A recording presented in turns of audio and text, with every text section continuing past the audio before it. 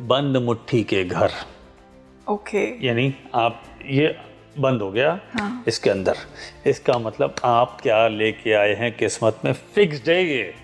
1 4 7 1 4 7 10 this is fixed. लग्न ही जिंदगी है, ये जन्म लग्न ही है। इसीलिए लग्न स्ट्रॉन्ग करो। हाँ, लग्न स्ट्रॉन्ग करना सबसे ज़्यादा ज़रूरी है, क्योंकि आप ये समझिए कि 159 में भी आ रहा है ये ट्राइन, 1 4 7 10 में भी आ रहा है, तो इसका मतलब लग्न ड्यूअल रोल प्ले कर रहा है।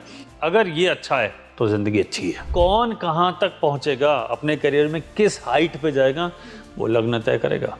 यानी 10वें घर से चौथा, 10th house is very very important, क्योंकि 10वां घर करियर है, कर्म है। अगर आपने कर्म ही अच्छे नहीं किए, प्रॉब्लम है बॉस। पिछले जन्मों के कर्म इस बार भुगतने पड़ेंगे, इसके गलत कर्म अगली बार भुगतने पड़ेंगे, तो अच्छा ही कर लीजिए। अगर आप जॉब में हैं तो आपका प्रमोशन समय पर हो रहा है या नहीं हो रहा है, 7वां घर तय करेगा। पिछले जन्म के कर्म और अगले जन्म में जो हम कैरी फॉरवर्ड करने वाले हैं कर्म, 5वां और 9वां। 8th हाउस ऑफ रास्ता, रास्ता, जीवन की यात्रा का रास्ता। आपके लगन में जो राशि बैठी है, अच्छा, उस राशि को पकड़िए और लगन से काउंट कर लीजिए वो राशि कहाँ पड़ी। ये एक लाइफ का पैटर्न बताती है। और उसमें क्या होगा जब हम ये देखेंगे? पूरे लाइफ के इवेंट में वहां से ही रास्ता निकलेगा। चाहे नीच का ही प्लैनेट बैठा हो 7th में, लेकिन अगर वो लगन लॉर्ड 7th में है, उच्च का हो गया तो मजा आ गया, डबल, मतलब इट इज कॉल्ड डबल बोनंजा। और अगर नीच का हो गया तब भी खराब नहीं होने देगा, और चाहे कुछ भी बिगाड़ दे। 9th लॉर्ड लगना वेरी गुड, 5th लॉर्ड इन लगना वेरी गुड। ओके। और इससे भी अच्छा क्या होता है, क्या? अगर एक्सचेंज हो जाए। कोई कहता है कि साहब मेरा लगन लॉर्ड इन 12th हाउस, मैं तो घूमने नहीं जाता। बाबा जाओ, यही उपाय है। प्लैनेट जो कह रहा है वो कर दो। आप एक बात समझ लीजिए, प्लैनेट इज द बॉस, हम कौन है? Yes boss.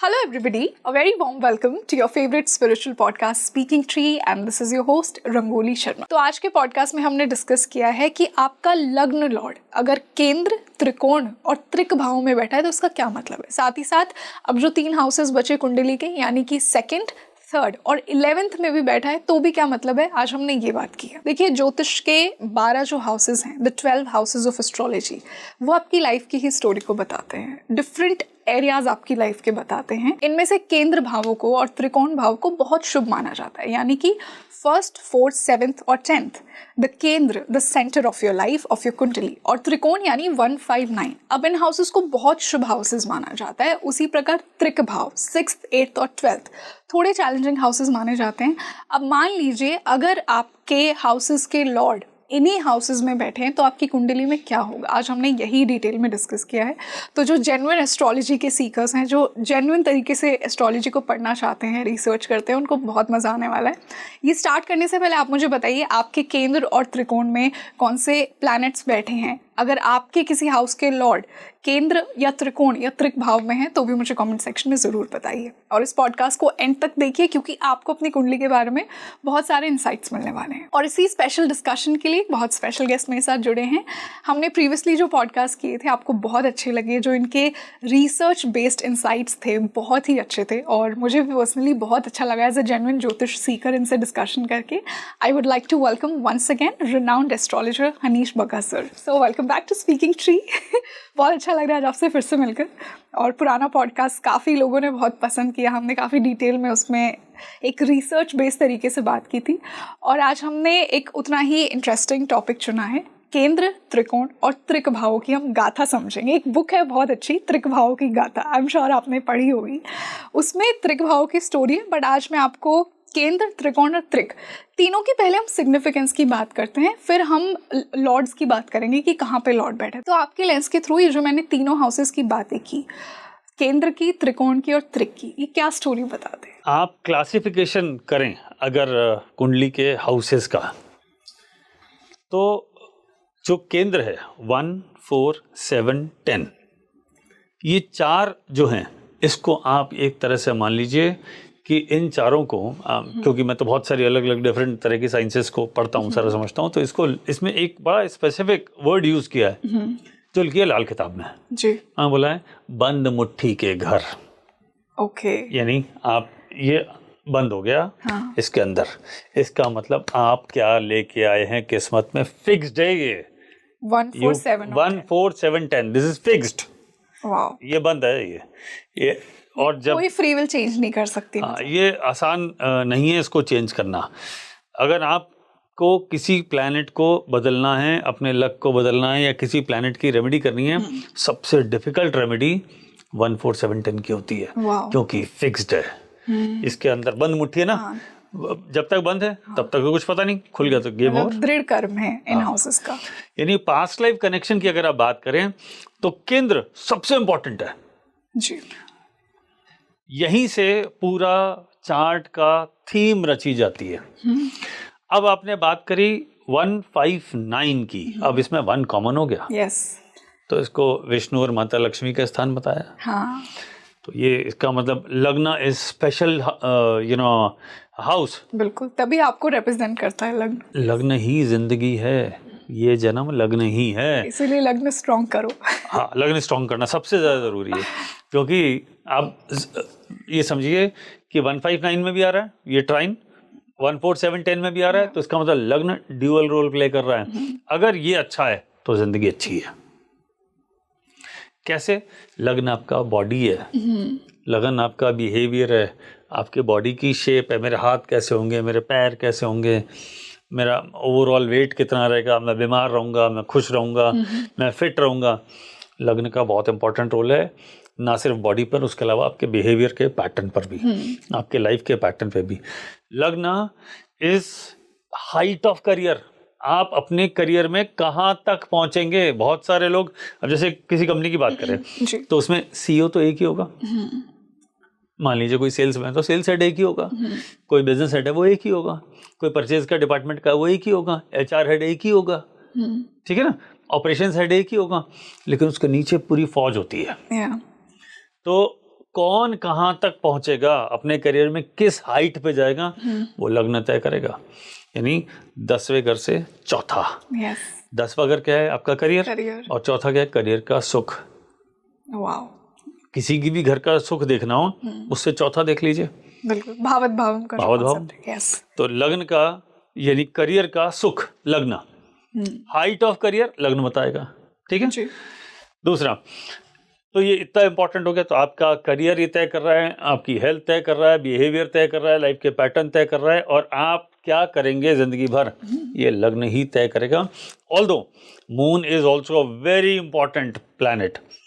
मून आपकी राशि है, तो आपकी सॉफ्ट स्किल्स मून से आती है, तो वो भी देखना पड़ेगा। लेकिन 50% लगना, 50% मून, दोनों को मिक्स कर दीजिए और रिजल्ट ले लीजिए। यही आपकी लाइफ है। इसलिए इतना वेरिएशन है सबकी लाइफ में। अब इसमें नक्षत्र भी जुड़ जाएगा, इसमें पदा भी जुड़ जाएगा, और बाकी सारी चीज़ें जुड़ जाएंगी कि ये नवमांचा में कहाँ जाके बैठ गया, बहुत सारी चीज़ें ऐड होती जाएंगी। इसलिए हम सब लोग यूनिक हैं, सब अलग दिखते हैं, कोई कॉमन नहीं है। नेचर अलग है, किसी सिचुएशन पे अलग तरीके से डील करेंगे, किसी अलग तरीके से बिहेव करेंगे, ये इसलिए सब यूनिक है। और यही तो ऊपर वाले की रचना है। तो फर्स्ट के बाद आइए फोर्थ पे जी। चौथा घर आपका घर, आपका सुख, फर्स्ट हाउस हेल्थ और शरीर का सुख। चौथा घर, चौथा घर क्या है? मदर का सुख, घर का सुख, गाड़ी का सुख, ओवरऑल आपकी हेल्थ कैसी रहेगी। तो ये फिक्स्ड है। अगर लगना अच्छा है और चौथा घर अच्छा है तो आप फिट रहेंगे और आप उस फिटनेस को एंजॉय करेंगे। चौथा घर सुख है। अब आइए सातवां घर। सातवां घर क्या है? देखिए 7th हाउस होता है रिलेशनशिप के लिए, आपके पार्टनर के लिए, ठीक है, हस्बैंड के लिए या वाइफ के लिए। तो किसी भी घर से सातवां कंट्रोलर है, प्लस ये साथ साथ चलते हैं, ठीक है। यानी मैं फर्स्ट हाउस, मेरे पार्टनर 7th हाउस। तो 7th house is actually all sorts of partner, चाहे वो मैरिज हो चाहे वो बिजनेस पार्टनर हो, क्योंकि ये दोनों साथ चलते हैं। ये इसको कंट्रोल करता है, ये इसको कंट्रोल करता है। इसलिए 7th house is also very important house, क्योंकि आपको कंट्रोल कौन कर रहा है? अगर आपका पार्टनर सही नहीं है तो कंट्रोल ही ठीक नहीं है, कंट्रोल ठीक नहीं है तो बस दिक्कत ही है। और अगर आपका पार्टनर अच्छा है तो आप अच्छी सलाह देगा, तो एक सही रास्ते लेके गाइडेंस जाएगा। फील होती है, more than Yes, yes, control, yes. It feels like a guidance. Yes yes yes. What is control? आप कुछ नेगेटिव करने जा रहे हैं तभी तो रोका जाता है, कुछ गलत करने। Yes, control is a negative word, और ये नेगेटिव क्यों कहा गया कि बोलो रोको, ये मत करो, इसका मतलब कुछ गलत करने जा रहे थे, इसको रोक लेगा। ठीक है, वैसे दोनों साथ साथ ही चल रहे हैं, अकेला कोई घर नहीं चलता है, सब किसी ना किसी को साथ लेकर चल रहे हैं। अब आइए 10th हाउस। 10th हाउस केंद्र का आखिरी, तो यानी highest point. 10th house is very very important, क्योंकि 10वां घर करियर है, कर्म है। अगर आपने कर्म ही अच्छे नहीं किए, प्रॉब्लम है बॉस। पिछले जन्मों के कर्म इस बार भुगतने पड़ेंगे, इसके गलत कर्म अगली बार भुगतने पड़ेंगे, तो अच्छा ही कर लीजिए। दूसरा, ये वो कर्म भी है जो अर्निंग के लिए काम आता है, यानी 10th से 2nd 11वां घर कर्म का रिजल्ट, इनकम।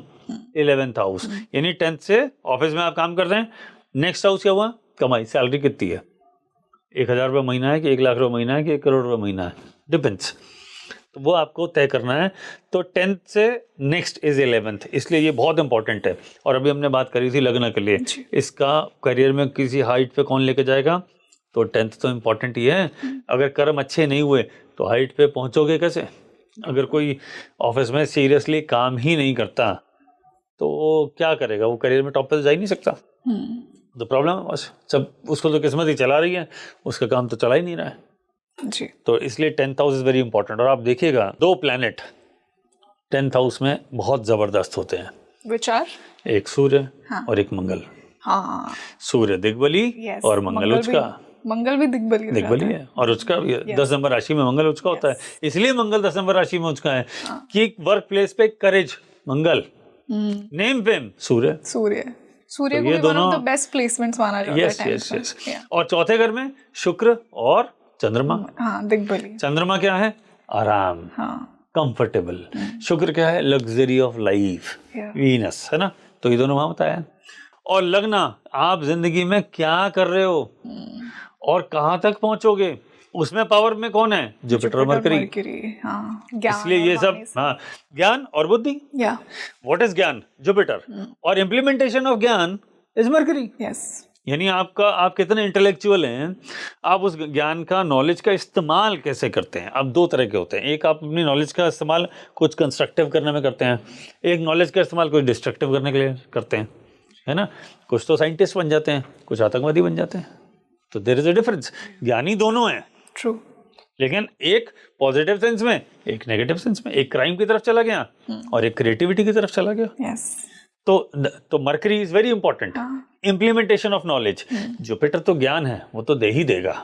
अब आपको सही मिला या गलत, ये उसको कैसे यूज करना है। सो मरकरी इज इंपॉर्टेंट। इसलिए शनि का दिग्बली होना, 7th में क्यों दिग्बली होता है? देखिए, कर्म का देवता, 10वें से 10वां, 10वां घर क्या है? कर्म का।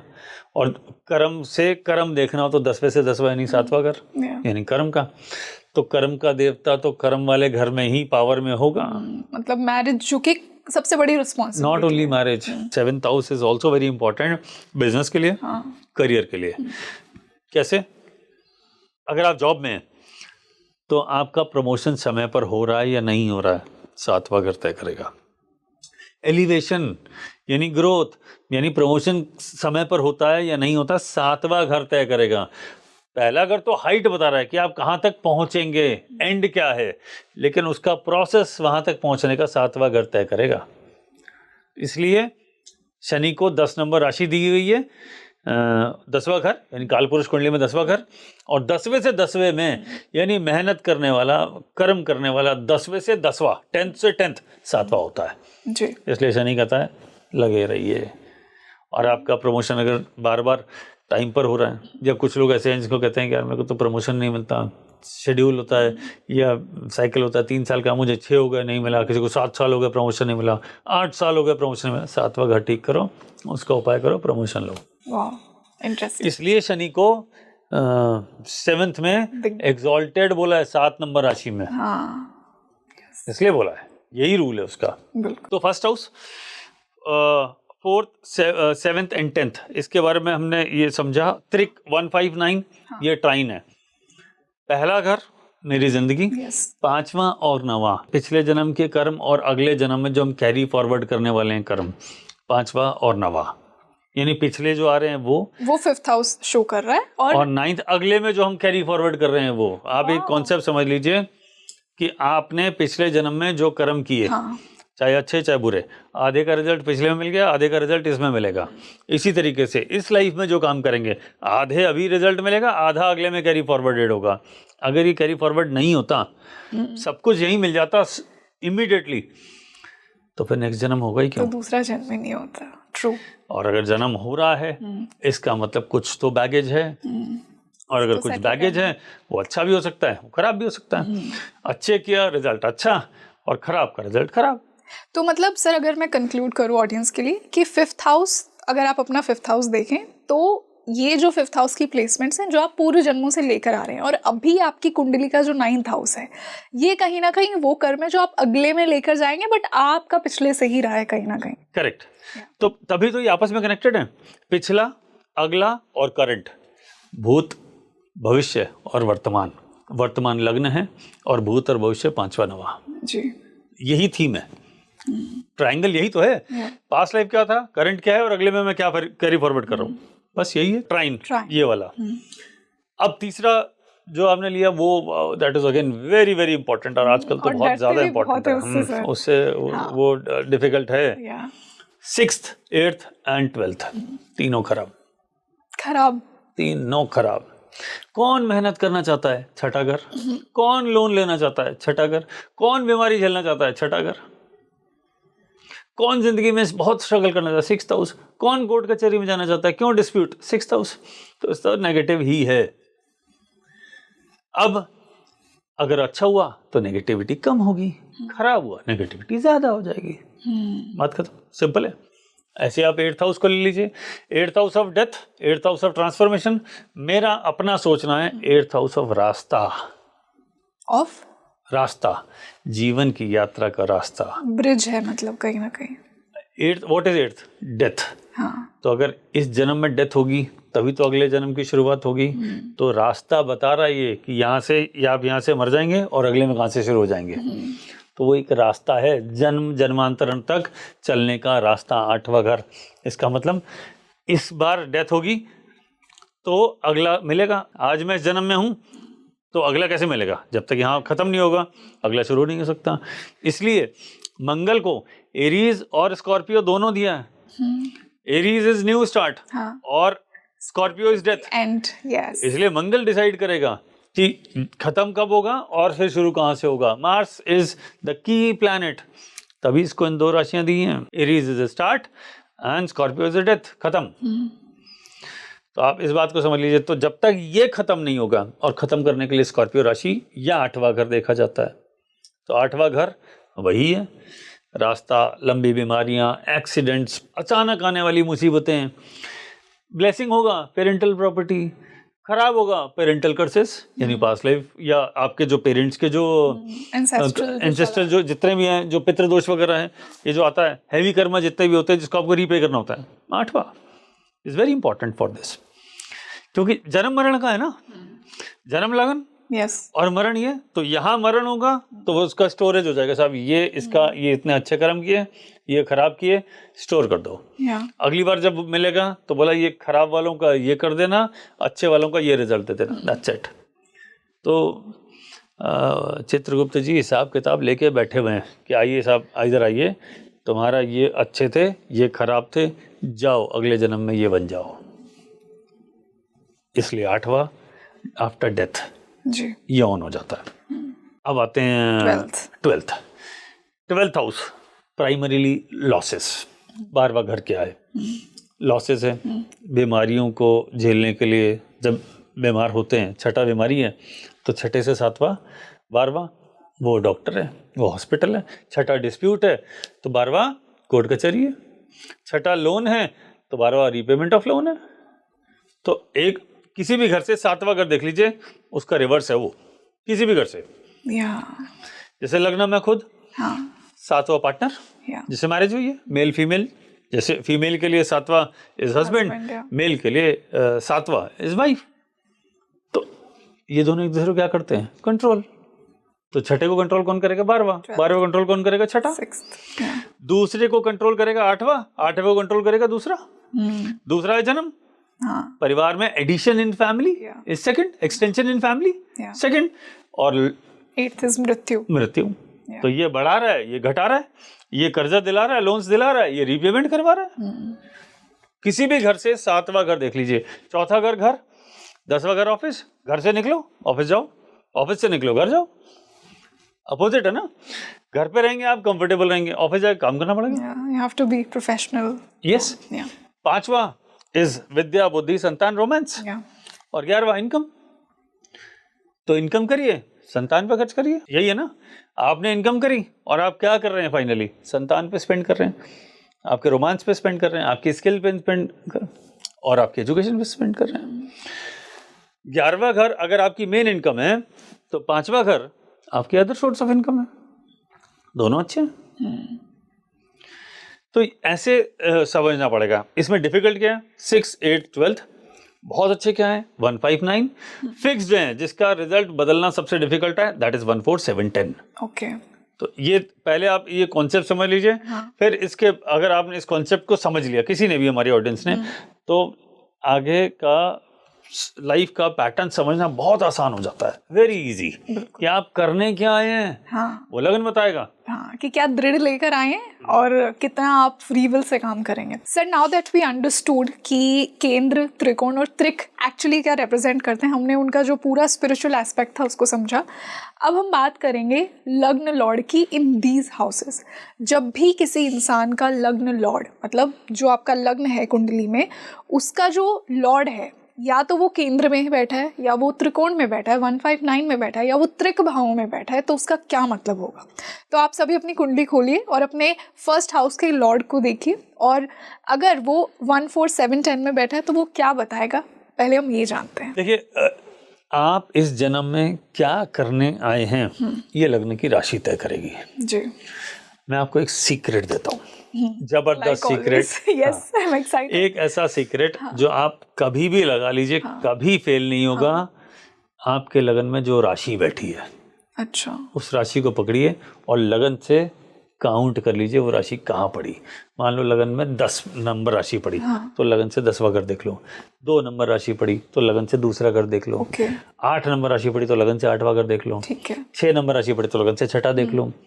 तो ये एक लाइफ का पैटर्न बताती है।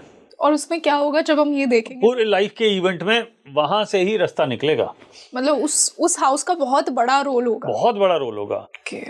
एक दूसरा, लगन का लॉर्ड कहाँ बैठा है जी, ये भी देखना पड़ेगा। अब आपके पास जो चार्ट है ये सिंगल डायमेंशन नहीं है, ये मल्टी डायमेंशन है। तो इसमें लगन को देखिए, लगन में जो राशि है, मान लो लगन में 9 है तो 9th हाउस देख लीजिए, उसका इंपॉर्टेंट रोल होगा आपकी जिंदगी में। प्लस बृहस्पति कहाँ बैठा है, उसका भी इंपॉर्टेंट रोल होगा। लगन का लॉर्ड हुआ ना, तो लगन का लॉर्ड और उसमें जो राशि है, उस वो घर कुंडली के, इन दोनों को मिला दीजिए और पूरी जिंदगी की स्टोरी सामने है। पूरी जिंदगी की स्टोरी एकदम सामने है। इसमें और फ्लेवर ऐड करना है तो मून को पकड़ लीजिए और फिर देखिए, यही सेम फॉर्मूला मून से लगाइए। मून से क्या देखना है? मून की राशि क्या है और उतने घर आगे चले जाओ। यानी मून की राशि मान लो किसी की है पाइसेस, तो और वो पाइसेस बैठा है मान लो 7वें घर में, जस्ट एन एग्जांपल है। 7th हाउस में मून है और पाइसेस है, यानी 6 नंबर का लगना है। तो पाइसेस यानी इससे 12वां, यानी 6ठा घर, तो 6ठा 7वां और लगन का नंबर यानी लगन से 6ठा घर, देखिए रिपीट हो गया। लगन से भी 6ठा घर और चंद्रमा से भी 12वां घर, तो आ गया ना। तो 6ठा घर, यही लाइफ है, यही आपको करवाएगा, बहुत मेहनत करवाएगा। ऐसे थीम पकड़ते हैं। आप क्या करने आए हैं, this is 1 minute technique. Yes, आपने सीधा उठाया, पूरी जिंदगी का पूरा ताना बाना कौन तय कर रहा है, लग्न और चंद्रमा। उसमें भी लग्न का बड़ा रोल है, क्योंकि लग्न 2 चीज को रिप्रेजेंट करता है। 1, 4, 7, 10, 1, 5, 9 कॉमन पॉइंट है वो, लक्ष्मी विष्णु स्थान जैसे बोल दिया। और अगर इसमें और डिटेल में जाना है, जो लग्न है वो राशि पकड़िए, D9 में जाके देखिए वो कौन से घर में पड़ी। पूरी जिंदगी के सारे सीक्रेट यूं निकल के सामने आ जाएंगे। यार मैं तो कर क्या रहा था, यही तो लिखा है कि मैं ये करने के लिए आया हूं। तो अगर मैं सर कंक्लूड करूं तो सबसे पहले आप अपने लग्न की राशि को देखिए, फिर जो भी राशि, मान लीजिए टॉरस है, यानी लग्न से सेकंड यानी सेकंड हाउस ही होगा, तो आपकी लाइफ में सेकंड हाउस का बहुत बड़ा रोल है ना। अगर मान लीजिए वहां पर जेमिनी, तो लगन से तीसरा देखो, तो ये तीसरे का इंपॉर्टेंट रोल है, ये आपका करियर में रोल। अब आप हमने लगन से क्या क्या पकड़ा, हमने पकड़ा अपना बिहेवियर, अपनी पर्सनैलिटी और अपने एक्शन, कर्मा। आपको ये लग्न क्यों मिला, क्योंकि वो लग्न, उसका लॉर्ड और लगन से वो हाउस का नंबर, बस यही पकड़ लीजिए, पूरी जिंदगी के सारे निकल के सामने आ जाएंगे। अब आप देखिए, अब लगन लॉर्ड मान लीजिए लगन में बैठा है जी। एक तो राशि वाला बता दिया है, तो हमारे ऑडियंस लगा के देख लीजिएगा। ये तो कुछ सीक्रेट सर ने आपको टेक्निक्स बताई जो आप अपने चार्ट में डेफिनेटली मैच कीजिए। अब हम 1 4 7 10 पर ही आते हैं कि अगर आपके लग्न का लॉर्ड इन चारों में ही बैठा है, देखिए लगन लॉर्ड लगन में बैठना बहुत अच्छा होता है। कितना कंफर्टेबल होगा ना। बोले मैं ही हूँ, बोले मैं हूँ, आई एम द लॉर्ड, यही कहने वाला है। लगन लॉर्ड इन लगना, बोले I am the only one. मैं 1 आ रहा है ना, दूसरी बार 1 को 1 से लगा लीजिए, तो मैं ही हूँ, तो इसका मतलब इनमें थोड़ा ईगो ज्यादा होता है, थोड़ा केयरफुल रहना पड़ता है। और मान लीजिए किसी का सन ही हो, सन इन लियो फर्स्ट हाउस में तो आप देख लीजिए। तो आप वो पकड़े, अगर लगन लॉर्ड लगन में हो। अब इसमें भी अगर प्लैनेट बदलते जाएंगे तो गेम चेंज होता जाएगा। अब जैसे आपने सन बोला तो ईगो आया, मार्स बोला तो अग्रेशन आया, मरकरी बोला तो इंटेलेक्चुअल बनाएगा, जुपिटर होगा तो ज्ञानी बनाएगा, शनि होगा तो थोड़ा डिप्रेसिव नेगेटिव थिंकर और मेहनती बनाएगा, और अगर ये और शुक्र होगा तो रोमांस लग्जरी और इस तरह का बना देगा। राहु केतु की बात नहीं करते, राहु केतु जहां बैठे वहां सत्यानाश सर हमेशा। 90%, 10% को छोड़ दीजिए, एक्सेप्शन रूल्स भी होते हैं, तो वो और बात देखे जाते हैं। राहु केतु जहां बैठे, ये दोनों आप एक कॉन्सेप्ट समझ लीजिए। बाकी 7 प्लैनेट क्या कर रहे हैं क्या नहीं कर रहे सेकेंडरी है। ये इधर देखिए, राहु केतु जहां बैठे, देखिए 7 को राशि दी गई, इन दोनों को नहीं दी गई, तो ये दोनों भी पहुंचे होंगे साहब हमारे को भी कुछ दे दो, बोले तुम जहां बैठो वहीं तबाही। ये है राहु केतु। अब थीम समझ लीजिए, जिंदगी में वहां प्रॉब्लम आएगी ही आएगी, क्योंकि ये तो पासले बंडिंग कर्मा के और नेगेटिव प्लैनेट है। तो राहु केतु जिस एक्सेस में आए, गॉन। जैसे कुंडली में 6वां 8वां 12वां अगर खराब है ना, वैसे राहु केतु जहां बैठे वो खराब है, ये और गिन लीजिएगा।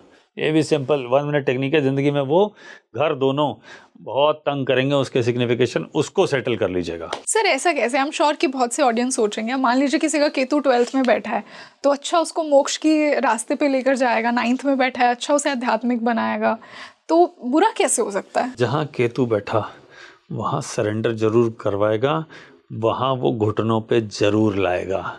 और कौन घुटनों पे आना चाहता है? अगर 9th में बैठा, स्पिरिचुअलिटी इज गुड, आपको दोनों एस्पेक्ट समझने पड़ेंगे। स्पिरिचुअलिटी इज गुड, लेकिन केतु है श्रिंक और राहु है एक्सपेंड।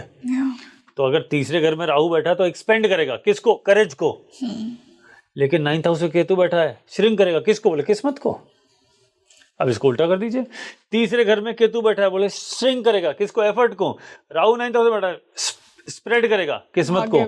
लेकिन राहु का 9th हाउस में होना अपने आप में एक डिफिकल्ट प्लेसमेंट है, क्योंकि राहु केतु है तो जहरी। और वो भी जुपिटर के भाव में बैठा है, जुपिटर बैठा है, तो उस जिस राशि में बैठा है उस राशि के मालिक के रिजल्ट में जहर मिल गया। यूं समझ लीजिए आप। तो बहुत छोटी छोटी चीजें, इनको जैसे जैसे आप स्टिच करते जाएंगे, सारे डॉट्स को कनेक्ट करते जाएंगे, समझ में आ जाएगा यार ये तो पूरा इसी ने ही बिगाड़ा है। अब आते हैं फर्स्ट लॉर्ड, अगर 4th में बैठा, कंफर्टेबल लाइफ, ये बहुत कंफर्टेबल रहना पसंद करते हैं। 4th अगर सुख है ना, तो शरीर का सुख, माइंडसेट का सुख, ज्ञान का सुख, करियर का सुख। हाइट ऑफ करियर क्या है? लगना। और उसका सुख, उसका आनंद ले पाएंगे कि नहीं, वो 4th घर बताएगा जी।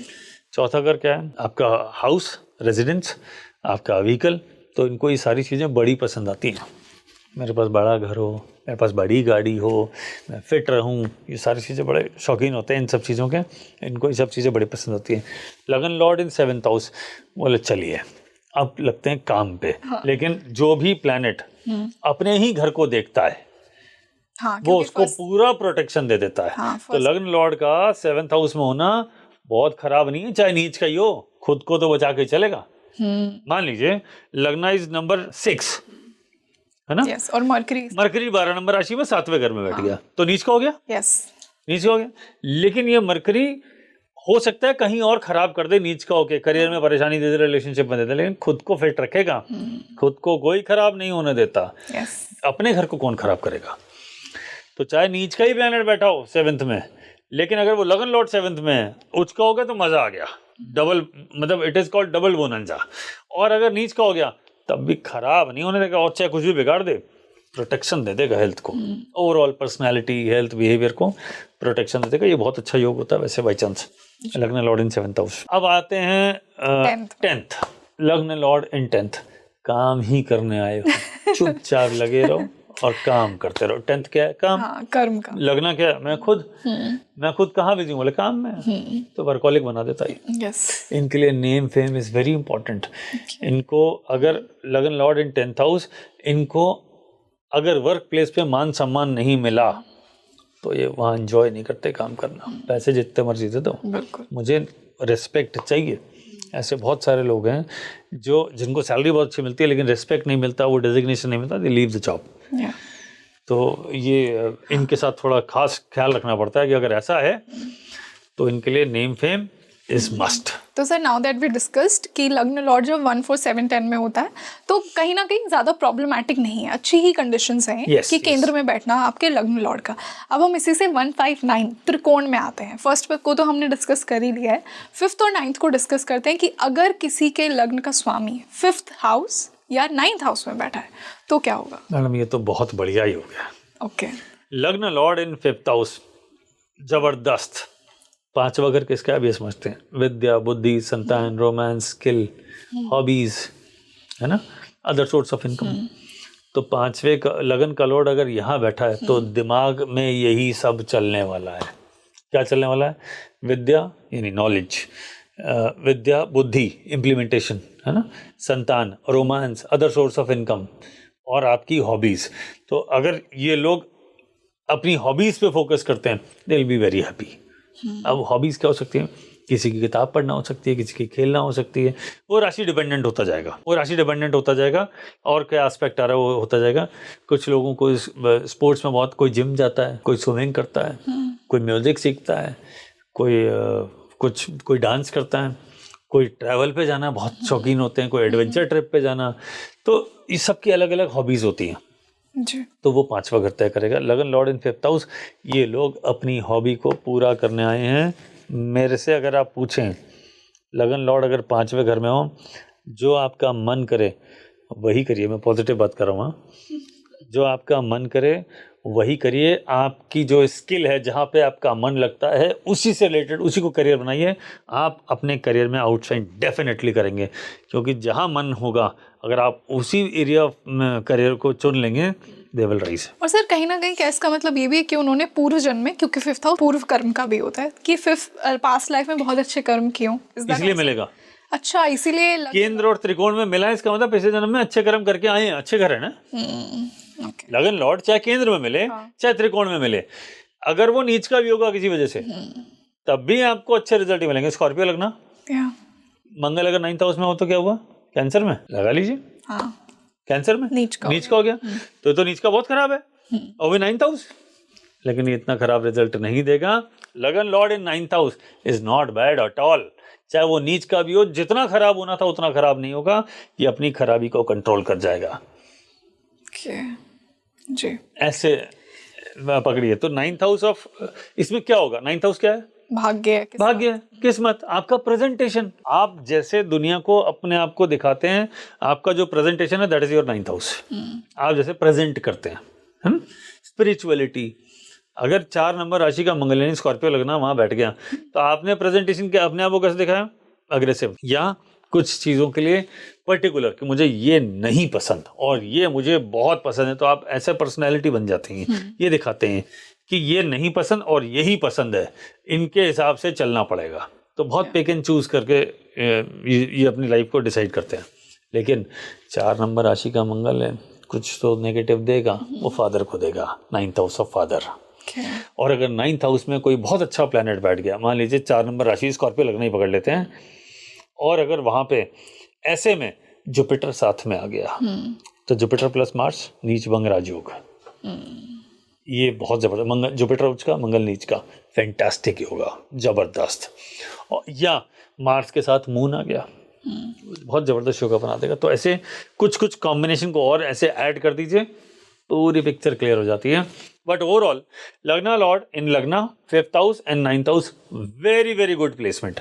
कितना भी खराब दिख रहा हो उतना खराब रिजल्ट देगा नहीं, अच्छा रिजल्ट देगा। तो ये हो गया केंद्र एंड त्रिकोण। अब अपन आते हैं 6, 8 और 12th। सर इससे पहले हम उस पर मूव करें, मान लीजिए एक हमने सिनेरियो डिस्कस किया कि 5th और 9th हाउस में लग्न लॉर्ड बैठा है। अगर 5th और 9th हाउस का लॉर्ड अगर लग्न में बैठा है तो भी क्या सिमिलर मतलब होगा? करेक्ट। 9th लॉर्ड लगना वेरी गुड, 5th लॉर्ड इन लगना वेरी गुड। और इससे भी अच्छा क्या होता है, क्या अगर एक्सचेंज हो जाए, तुम मेरे घर में मैं तेरे घर में, 5वें वाला लगन में, लगन वाला 5वें में, 9th वाला लगन में, लगन वाला 9th में, या 5वां और 9th का एक्सचेंज हो जाए। ओके।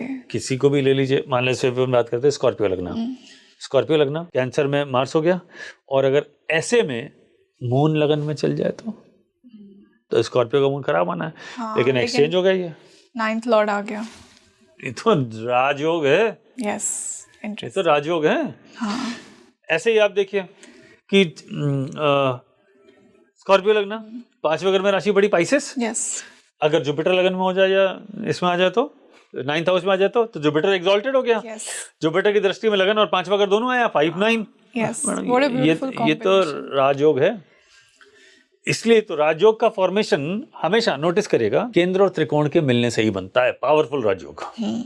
अगर केंद्र का त्रिकोण से संबंध या त्रिकोण का केंद्र से संबंध, यानी 159 का 1, 4, 7, 10 से कॉम्बिनेशन बन रहा है, चाहे एक्सचेंज से बन रहा है, चाहे दोनों के मालिक साथ बैठ गए किसी एक घर में आ गए, या दो राशियों का, जैसे लिब्रा लगन के लिए लो तो 10 और 11 नंबर राशि केंद्र त्रिकोण के, तो शनि उसका योग कारक हो गया।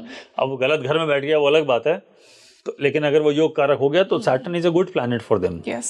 तो यही राजयोग का बेसिक रूल यही है, हालांकि एक लंबा टॉपिक है, बट बेसिक रूल ये है कि अगर ये बन गया तो 1, 4, 7, 10, 1, 5, 9, अगर इसमें आपका कनेक्शन आ रहा है लगन का, वो कितना पावरफुल है वो और अलग बात है, बाकी प्लैनेट्स को भी देख लीजिए, otherwise it is a fantastic yoga. Sir अब हम मूव करते हैं 6th, 8th और 12th पे, यानी त्रिक भाव में अगर आपका लग्न लॉर्ड बैठा है तो कितना चैलेंजिंग होगा, क्योंकि इन्हें चैलेंजिंग हाउसेज ही माना गया। लग्न लॉर्ड छठा घर, हाँ, तो आपकी जिंदगी कहाँ बीतेगी, माइंड में क्या चलेगा, 6th house, dispute, loans, struggle, मेहनत और जिंदगी में आने वाली परेशानियां। छठा घर क्या है, कॉन्सेप्ट समझाने के लिए थोड़ा सा लोकल लैंग्वेज यूज करता हूँ जी।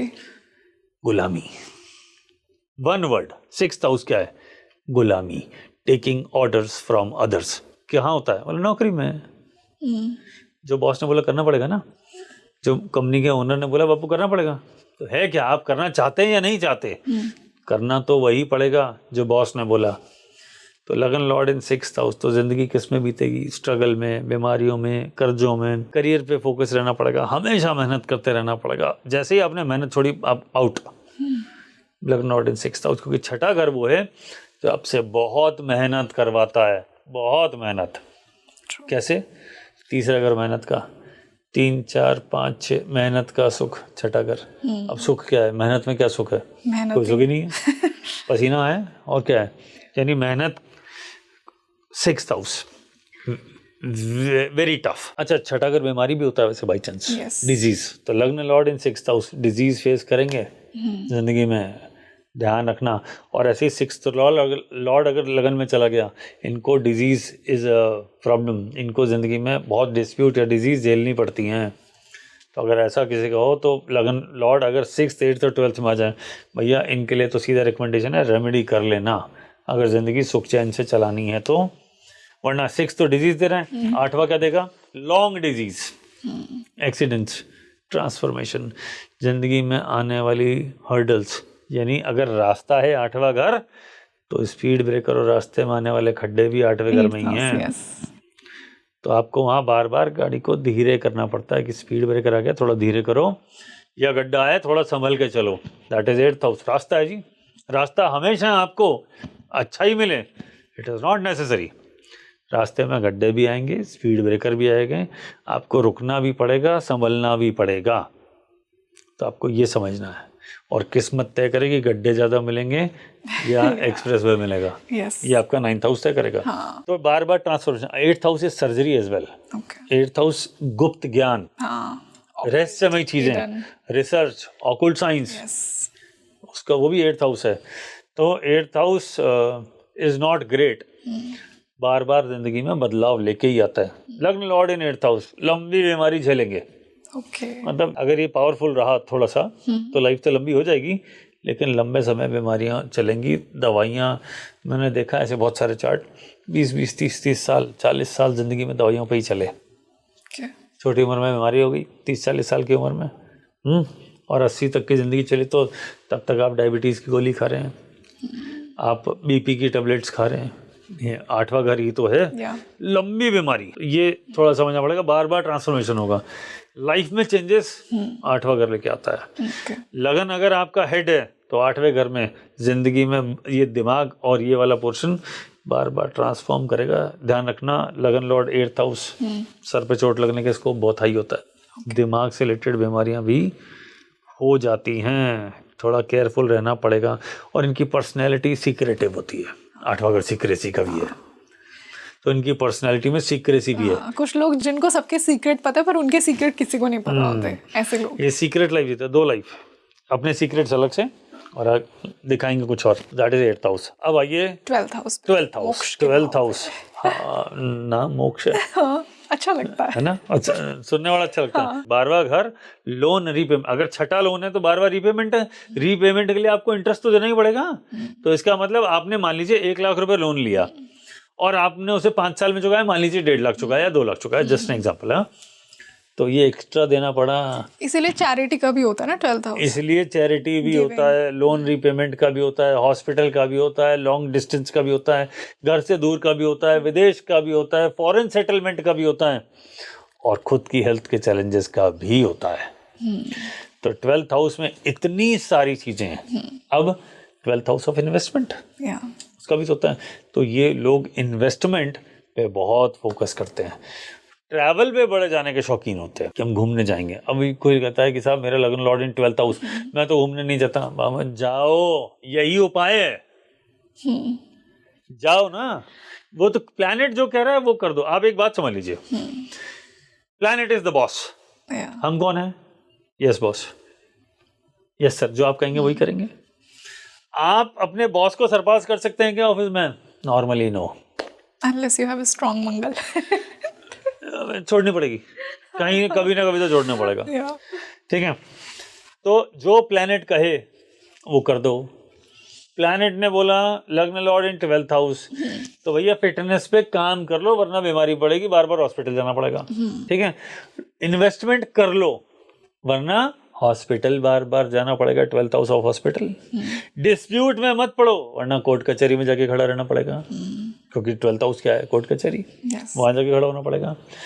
और स्पिरिचुअलिटी पे फोकस करो। क्यों? क्योंकि 9th से 4था 9वां घर स्पिरिचुअलिटी का है। स्पिरिचुअलिटी का सुख 12वां घर है, इसलिए मोक्ष है उसका नाम। आपने खूब भक्ति करी, किस लिए करेंगे? बोले मोक्ष मिल जाए, जन्म मरण के झंझट से मुक्ति, सफरिंग से खत्म। Life is a suffering, life is overall good, लेकिन इसमें पेन, प्रॉब्लम, टेंशन, प्रेशर रहता ही है। ठीक है, तो 9th से 4था स्पिरिचुअलिटी का सुख क्या है? मोक्ष। कहाँ जाना था? बोले विष्णु धाम, तो मोक्ष, इसलिए 12वां मोक्ष है। तो लगन लॉर्ड इन 12th, स्पिरिचुअलिटी का आनंद लीजिए। 12वां घर लॉन्ग डिस्टेंस है, ट्रैवल में स्पिरिचुअलिटी, तो ऐसे सभी धर्म स्थान पे दूर दूर जो हैं, जैसे ज्योतिर्लिंग घुमाए, 4 धाम घुमाए, वैष्णो देवी चले गए, तो ऐसे जो दूर दराज के, जैसे पद्मनाभन मंदिर हुआ, तिरुपति हुआ, ऐसी जगहों पे आप जाइए। और आप जब वहाँ ऐसी जगहों पे बार बार जाएंगे तो आपको खुद ही आनंद की प्राप्ति होगी, क्योंकि वो तो कह रहा है ट्रैवल करना है, और 9th से 4था है, तो बोले स्पिरिचुअल ट्रैवल करना है।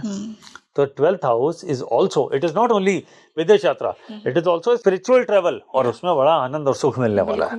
तो सर एक पॉइंट मैं यहाँ पे पूछना चाहूंगी, क्या इसका कोई पॉजिटिव एस्पेक्ट भी नहीं है जब लग्न लॉर्ड 6th 8th 12th में बैठा हो? क्योंकि कुछ ना कुछ तो पॉजिटिव भी होगा ना, ऐसा थोड़ी कि सिर्फ बुरा ही देंगे ये हाउसेस। अब देखिए ये क्या कहना चाहता, मैंने अभी बोला जो प्लेनेट कहे वो कर दो, हाँ ठीक है। अब आपने बोला लगन लॉर्ड इन 6th हाउस, 6th हाउस क्या है, लोन का। तो कोई ऐसा काम ही कर लो जिसमें बैंक में नौकरी कर लो, अगर आपके पास कुछ चॉइसेस है, बाकी प्लैनेट सपोर्ट कर रहे हैं, लोन डिपार्टमेंट में नौकरी कर तो लो। मतलब manipulate the energies of the planet in such a way. मैंने ये बोला जो प्लैनेट कहे वो करो, Okay. और पहले उसे समझो। उसने बोला लगन लॉर्ड इन 6th हाउस, अरे भैया फिटनेस की नौकरी करो ना, जाओ जिम के ट्रेनर बन जाओ, योगा सेंटर खोलो, बीमारी, और बोला मैं वही हूँ। या मेडिकल प्रोफेशन चुन लो, बीमारी का ही तो है। आप क्या करेंगे, दवाई देंगे, या आप क्या करेंगे, योगा मेडिटेशन करवाएंगे, तो वो क्या है, हीलिंग ही तो है। तो बीमारी में आ गए ना आप, बोले मेरे पास बीमार लोग आते हैं, मैं उसको ठीक कर देता हूँ, उनको योगा कराता हूँ। मेरे पास लोग वीक आते हैं, बॉडी बिल्डिंग करने आते हैं, मैंने जिम खोल लिया। अगर 5वां भी साथ में हो गया तो डांस क्लासेस खोल लिया यार, जुम्बा उम्बा खूब चलता है, वो कर लिया। तो आपने उसको ऐसे यूज कर लिया। 6th हाउस ऑफ जॉब, अगर वो नहीं कर सकते बिजनेस, तो भैया इस जगह नौकरी कर लो जाके, प्रॉब्लम सॉल्व। 8th हाउस क्या है, ट्रैवल भी है, रास्ता है ना। तो ये ट्रांसपोर्ट का बिजनेस कर लो, कैब सर्विस ऑन कर लो, या कहीं अच्छे ट्रैवलर बन जाओ। अगर आप यूट्यूब पे हो तो ट्रैवल ब्लॉगर बन जाओ, स्टॉपिंग। और क्या सीक्रेट का है, तो सीक्रेट बाहर निकालने वाले बन जाइए, या ऐसी जगह जॉब कर लीजिए जहाँ पे रिसर्च ओरिएंटेड काम होता हो, क्योंकि 8वां घर तो सीक्रेट्स है, तो रिसर्च ओरिएंटेड काम। 8वां घर क्या है, छुपी हुई चीजें। तो जमीन के नीचे जो छुपी हुई चीजें, पेट्रोलियम हो गया, कोल हो गया, सारी खदानें हो गई, ठीक है, या वो सारी फसलें हो गई। मान लो कोई फार्मर है और लगन लॉर्ड 8th हाउस में, तो उनको ज्यादा फसल कौन सी जो जमीन के नीचे उगती है, गाजर उगता है, मूली उगती है, आलू उगता है, सब जमीन के नीचे उगता है, ये ज्यादा फायदा देगी, तो उस तरह की चीजों पे काम कर लीजिए। तो ये समझना पड़ेगा कि अगर उससे कनेक्शन बन रहा है तो ये आपको छोड़ेगा तो नहीं, खुद ही उसको चूज कर लो, उसी के हिसाब से करेगा। बोले रोज तू चाहता है कि मैं बीमार हूँ, मैं रोज हॉस्पिटल की नौकरी में जाता हूँ, बोले आप ठीक है, बोले हाँ ठीक है, ओके। रोज चाहता है कि मैं रास्ते में रहूं, 8th हाउस है, सब मैं तो काम ही ट्रैवल का, ट्रैवल ब्लॉगर बन गया, जॉब इज डन। ऐसे 12th हो गया, बोल क्या हूँ सर, मैं तो इन्वेस्टमेंट बैंकर हूँ। इन्वेस्टमेंट 12th, तो उसको आप पॉजिटिव तरीके से कर सकते हैं खुद ही, अगर ये हमारे हाथ में है, ये हमारे हाथ में। प्लैनेट ने बोला मैं ये करवाऊंगा, हाँ। खुशी खुशी वैसा ही करियर चुन लो, लाइफ इज गुड। सर यहाँ से एक और मेरा सवाल है, मान लीजिए 6th, 8th और 12th का लॉर्ड अगर फर्स्ट में बैठा है तो क्या स्टोरी होगी? मैडम स्टोरी वही है, चाहे लगन लॉर्ड 6th में बैठे या 6th का लॉर्ड लगन में बैठे, आप डिस्प्यूट के घर में या डिस्प्यूट आपके सर में, बात तो एक ही है, बात तो एक ही है। लगन लॉर्ड 8th में ट्रांसफॉर्मेशन, या ट्रांसफॉर्मेशन का लॉर्ड लगन में, तो बड़ा बार बार ट्रांसफॉर्मेशन रहेगा, तो वही थोड़ा फर्क आ जाएगा, लेकिन मोटा मोटा थीम वही रहेगी। 12th लॉर्ड इन लगना या लगन लॉर्ड इन 12th, स्टोरी वही है, कनेक्शन तो उन्हीं दो हाउस का हो रहा है। फर्क क्या हो जाएगा, 12th लॉर्ड इज लगना इज नॉट गुड, लेकिन लगन Lord in 12th house is relatively better. क्यों? 12th लॉर्ड इन, कोई भी प्लैनेट अपने से अगले घर को प्रोटेक्शन देता है। आप एक कॉन्सेप्ट समझ लीजिए, लग्न क्या है, हमारा शरीर, हमारा शरीर कैसे चलता है, खाने से, 2nd हाउस। तो 12th हाउस में अगर लगन लॉर्ड बैठा है तो अगला घर किसका मिला, खुद का। तो किसी भी घर से दूसरा घर, उसको चलाने के लिए जो इंजन, जो एनर्जी चाहिए होती है वो होती है। जैसे 7वां घर आपकी शादी है, लेकिन 8वां घर क्या है, आपका बेडरूम लाइफ। तो उसको चलाने के लिए आपको क्या चाहिए, वो बेडरूम लाइफ चाहिए आपको, हस्बैंड वाइफ रिलेशनशिप है, तो 8th हाउस का कनेक्शन उससे आ गया। 9th हाउस इज धर्म, लेकिन धर्म को करने के लिए कर्म तो चाहिए, तो 10th इज सेकंड फ्रॉम, तो कर्म और धर्म। 10th हाउस इज कर्म, अगर आप सिर्फ मेहनत ही करते जाए, आपको सैलरी नहीं मिलेगी तो काम करने में मजा आएगा, बिल्कुल नहीं। तो उससे नेक्स्ट वाला क्या है, उसका फूड, पैसे बढ़ाते जाओ बॉस, मैं 2 घंटे ज्यादा काम करूंगा। 10th हाउस 11th हाउस, सीधा कनेक्शन हो गया। 11th हाउस आपका कमाई है, तो 12th हाउस आपका खर्चा और इन्वेस्टमेंट है। तो अगर आपने अपनी इनकम को सही जगह इन्वेस्ट किया तो इट विल ग्रो। तो इनकम और expenditure 12th, 11th is income, सब साथ में जुड़े हुए हैं। 12th बीमारी और लगन क्या है, फिटनेस। तो आप अपने आप को फिट ही तो रखने की कोशिश करते हैं, तो इससे बचने के लिए आपको फिट रहना पड़ेगा। Okay, interesting. ये इस तरीके से कनेक्शन है, जी। ठीक है। सेकंड हाउस क्या है? माउथ, वाणी, धन। और आप कम्युनिकेट क्या कर रहे हैं, वो तीसरा घर है, second to second. Second to second. तो आपका सेकंड हाउस बोलना, बोलेंगे क्या, डिस्प्यूट करेंगे या अच्छा बोलेंगे, थर्ड हाउस बताएगा। How you communicate is third house. Second house mouth है, बोलते कहां से, मुंह से, लेकिन आप बोलेंगे क्या, ये तीसरा घर तय करेगा। तो सेकंड से सेकंड, इस तरीके से। एंड तीसरा घर एफर्ट, उससे अगला घर, चौथा घर। तो एफर्ट के बाद क्या चाहिए, बोले आराम, रेस्ट चाहिए, 24 घंटे काम नहीं कर सकता। तो आपको रिजुविनेट होने के लिए चौथा घर चाहिए, तीसरा घर एफर्ट, चौथा घर कंफर्ट। तो अगर आपने बीच में नींद नहीं ली, आराम नहीं किया, तो आप बीमार पड़ना ही वाले हैं। बिल्कुल सर। यहाँ पे मैं एक चीज़ और पूछना चाहूँगी, हमने केंद्र की बात की, हमने त्रिकोण की बात की, हमने त्रिक की बात की, यानी हमने 1, 4, 7, 10, 5, 9 और 6 से 12 को कवर किया। अब आई एम श्योर कि 3 हाउसेज अब भी बचे हैं हमारे, सेकेंड हाउस, थर्ड हाउस और 11th हाउस। अगर किसी का लग्न लॉर्ड इन हाउसेज में बैठा है तो क्या मतलब है, क्या ये हाउसेज पॉजिटिव हैं, मिक्स्ड हैं, नेगेटिव हैं, इस पे भी मैं बात देखिए, करना चाहूँगी। सेकंड हाउस तो बहुत अच्छा हाउस होता है, तो फिर इसको किसी में इंक्लूड क्यों नहीं किया? इसका अलग कॉन्सेप्ट है, अभी बताता हूँ। Second house is a good house. किसका है? खाने का, फैमिली का, बैंक बैलेंस का। लगन लॉर्ड इन सेकंड हाउस, पैसा पैसा पैसा पैसा पैसा, मेरा फैमिली फैमिली फैमिली फैमिली, यही करते रहेंगे जिंदगी मतलब भर। बहुत फैमिली फोकस्ड रहेंगे, फैमिली, पैसा, मनी, करियर, फोकस्ड, ठीक है। लेकिन किसी भी प्लेनेट से पीछे वाला घर, उससे 12th होता है, वो खराब होता है। तो लगन Lord in second house, second के लिए तो अच्छा हो गया, लेकिन अपनी हेल्थ के लिए इतना अच्छा नहीं हुआ, क्योंकि लगन से पीछे वाला घर, तो इनको हेल्थ रिलेटेड चैलेंजेस आते हैं। पैसे के पीछे बहुत भागते हैं या फैमिली के पीछे बहुत भागते हैं, सेल्फलेसली काम करते हैं, लेकिन इस चक्कर में अपनी हेल्थ बिगाड़ लेते हैं। सेकंड हाउस, लगन लॉर्ड इन सेकंड हाउस। लगन Lord in third house, third house of effort. कौन मेहनत करना चाहता है? कोई नहीं, सब क्या चाहते, बोले आराम। तो तीसरा घर है मेहनत। अच्छा, तो मेहनत तो तो मतलब इसलिए थोड़ा प्रॉब्लमैटिक है कि अगर लग्न लॉर्ड थर्ड में बैठा हो, आपसे एफर्ट बहुत कर रहा है। मैडम, अपने दम पर इनको लोग बहुत कम सपोर्ट करते हैं, अपने दम पर इनको चलना पड़ता है। लगन लॉर्ड इन थर्ड हाउस, इनको लोग बहुत कम सपोर्ट करेंगे, अपने दम पर एम्पायर खड़ा करने की ताकत होती है इनमें, क्योंकि सिर्फ focused, effort effort effort effort effort. जिस दिन जरा सा लक ने साथ दिया, रिजल्ट मिल जाता है, पर एफर्ट बहुत कराता है। इसलिए ज़्यादातर इसे अच्छा नहीं माना है, खराब माना है, क्योंकि मेहनत कोई करना नहीं चाहता। बट करेजियस बहुत होते हैं, हाँ, साहसी, बहुत करेजियस होते हैं, पराक्रम। हाँ। अब आओ 11th में। 11th कैसा हाउस होता है? अच्छा, Mixed. बुरा, मिक्स्ड। Mixed. सर क्यों, डिजायर्स का भाव अच्छा होना चाहिए ना? मैडम, अगर वो पूरी हो जाए तो अच्छा है, लेकिन हम तो इंसान हैं, एक पूरी हुई अगली तैयार। आज मेरे पास साइकिल भी नहीं है, मुझे डिमांड है, मुझे कोई बाइक मिल जाए, सेकंड हैंड मिल जाए। जब आपको वो मिली, बोला मुझे एक अच्छी ब्रांड की बाइक चाहिए। जिस दिन वो मिली, अब मुझे कार चाहिए, सेकंड हैंड नहीं दिला दो। फिर सेकंड हैंड के बाद क्या होगा, मुझे ब्रांड न्यू कार चाहिए। फिर मुझे 10 लाख के बजट की नहीं चाहिए, मुझे 1 करोड़ के बजट की चाहिए। फिर वो मिल गया, मुझे घर चाहिए, घर मिल गया, 3 BHK था, बड़े फार्म हाउस चाहिए। तो कहीं तो रुकोगे, 11वां घर रुकने नहीं देता। 11वां घर है आपकी वो सारी इच्छाएं जिसको आप पाना चाहते हैं। सारी इच्छा कभी पूरी नहीं होती, हम इंसान हैं, भगवान नहीं। और इंसान ग्रीडी है, बिल्कुल, जो मिल जाए। इसलिए तो ये कहा गया है कि संतोषी होना चाहिए। संतोष यानी सेटिस्फैक्शन।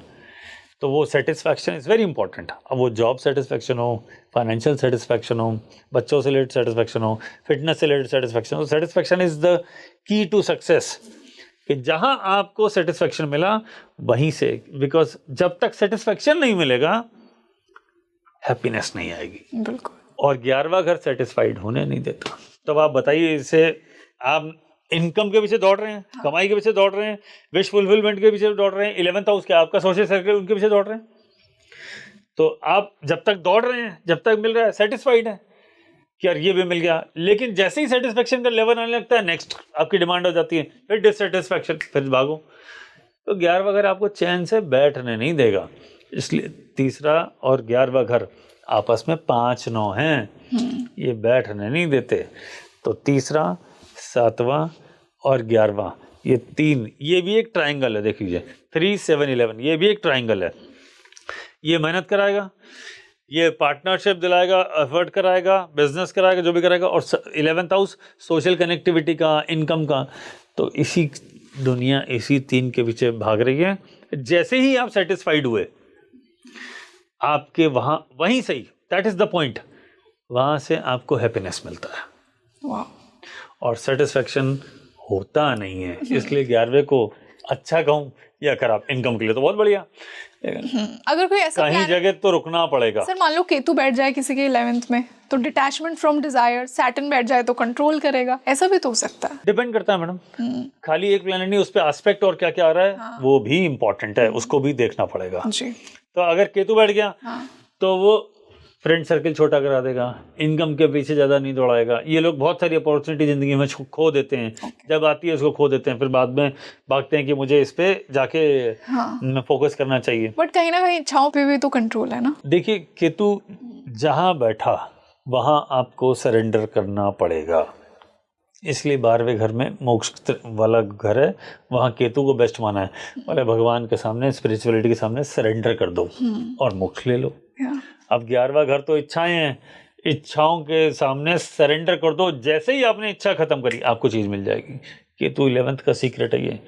जितना पीछे भागोगे वो नहीं देगा, छोड़ दो। बोले जब होगा देखा जाएगा, केतु दे देगा रिजल्ट। क्योंकि फाइनली 11वां घर क्या है? इच्छाएं। केतु क्या है? Surrender. Surrender your wishes, you will get the desired result. वो सक्सेस मिल जाएगी। जब तक आप उसके पीछे भागोगे, जब तक आप सरेंडरिंग मोड में नहीं आओगे, तब तक इच्छा पूरी करना ही नहीं देगा। बोले जो होगा देखा जाएगा, 11वें केतु वाले, जो होगा देखा जाएगा। बस ये छोड़ दीजिए, सब अच्छा ही अच्छा होगा, विश फुलफिलमेंट होता जाएगा।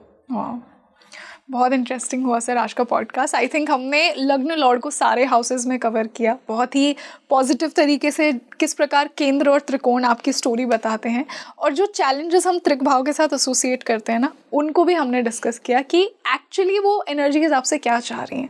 अगर आप उनको पॉजिटिव तरीके से मान लीजिए, जैसा हमने डिस्कस किया कि 12th हाउस कहीं ना कहीं देने का है, अगर आप कोई ऐसी सर्विस में ही चले जाते हैं where you have to give, तो वो एक पॉजिटिव स्टोरी बन गई। तो सर आई एम श्योर कि आज बहुत ज़्यादा रिलेट किया ऑडियंस ने, और हमेशा की तरह एक बहुत ही रिसर्च बेस्ड यूनिक इंसाइट्स मुझे भी मिले। I am so happy that we discuss this today, so thank you so much for joining us. नमस्कार। So you tell me in the comment section कि आपका लग्न लॉर्ड कौन से हाउस में बैठा है। क्या वो केंद्र में बैठा है 1, 4, 7, 10, या फिर वो त्रिकोण में बैठा है 1, 5, 9, या फिर वो त्रिक भाव में बैठा है 6th, 8th, 12th, और जो 3 और भाव बचे 2nd, 3rd और 11th, इनमें बैठा है। तो मुझे कमेंट सेक्शन में बताइए, और कौन से प्लैनेट्स बैठे हैं। आज हमने उन्हीं की स्टोरी को डिस्कस किया। आई एम श्योर कि जब आपने अपनी कुंडली से इन इंसाइट्स को मैच किया तो आपको बहुत ज़्यादा क्लैरिटी मिली होगी।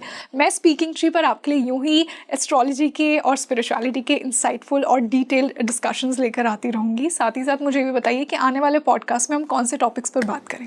This is your host Rangoli Sharma. I see you in another podcast. नमस्ते।